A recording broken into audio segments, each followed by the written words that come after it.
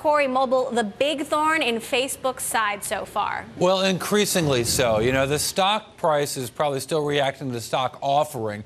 We've seen what's happened there. Of course, I could show you the chart, or you can just close your eyes and picture it. It's like a ski slope or something.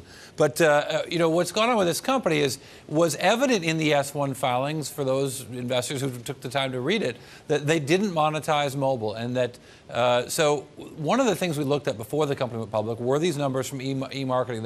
They were willing to actually go out there and put a revenue projection on the company, look at the business before there were a lot of filings, and certainly before there were any Wall Street analysts. And of note was the lack of Facebook's revenue on the mobile side. So what they did is went through the universe of companies, looking at companies like Pandora, Twitter, and Facebook, and imagining what those mobile revenues might be in the year 2012, and guessing that while they're all growing, that in fact Pandora is the monster of mobile right now, Twitter maybe even bigger, and Facebook just a fraction of that. So, of course, Facebook has said their mobile revenues as of this point are completely insignificant. What else do we actually know? Well, one of the really interesting things about Facebook, and I don't know we've talked about this much before, is the growth that they're seeing in mobile. It's a problem if you're growing faster in a place where there aren't revenues, but that's exactly what's going on. So I want to show you two things. First, look at the user growth for Facebook. And this is just the number of monthly users, monthly average users, and the growth rate sequentially. So, you know, Q2 was bigger than Q1 in either year, but the growth rate coming down pretty consistently, down to 6% from 12% just 18 months before.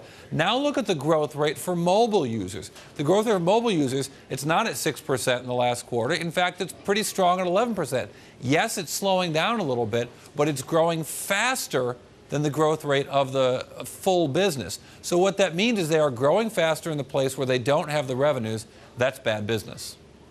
So those are the growth numbers, Corey. What about the raw numbers? I mean, Facebook is obviously enormous compared to both Twitter and Pandora. Facebook's big, and that's sort of the amazing thing about it. When you look at the numbers of the users of Facebook, they are just massive, massive numbers. So if you look at the total number of users of Facebook at the end of the last quarter, the average of the last month during the second quarter ending in June, 955 million users, 543 of them on mobile. So mobile, an increasing percentage. And if you look at the percentage, I think that's kind of maybe the more relevant thing, is the percentage of users who are using the thing on mobile. That is up and to the right. In the stock charts, we like that. But when it's, if you think of that's the problem with Facebook's business getting bigger and bigger and bigger, you can see it right there. It's a real issue. And Facebook has said it is working on multiple different new ad products that could potentially boost their revenues in mobile, but we are still waiting to see those. Okay, thanks for that. Our editor-at-large, Corey Johnson.